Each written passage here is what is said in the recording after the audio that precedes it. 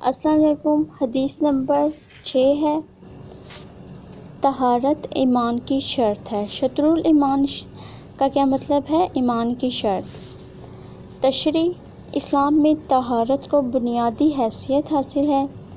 اگر طہارت نہیں ہے تو کچھ بھی نہیں ہے، اس کے بغیر ہم کوئی عمل نہیں کر سکتے، نہ نماز، نہ روزہ، نہ حج۔ قرآن میں ارشاد ہوتا ہے سورۃ مدثر میں، اور اپنے کپڑوں کو صاف رکھ اور گندگی کو چھوڑ دے۔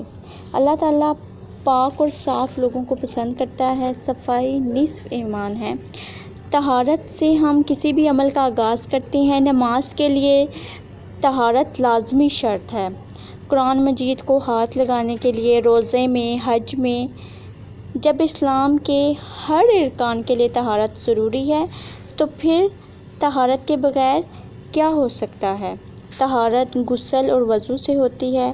اگر غسل کی ضرورت ہے تو غسل کیا جائے، پھر وضو کیا جائے، اور اس کے لیے کپڑے پاک ہونا ضروری ہے۔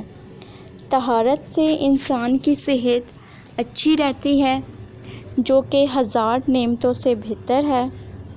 طہارت کے بے شمار فوائد ہیں۔ لباس کو پاک رکھیں، دل اور زبان کو صاف رکھیں، پاک رکھیں، تاکہ اللہ تعالیٰ کا فضل تم پر ہو سکے۔ تو یہ جو حدیث ہے اس کا ترجمہ یہ ہے، طہارت ایمان کی شرط ہے، اور اس میں مین بات یہی بتائی ہوئی ہے کہ ہمیں اپنے آپ کو پاک صاف رکھنا چاہیے، غسل کرنا چاہیے، وضو کرنا چاہیے، اور کپڑے پاک ہونا ضروری ہے۔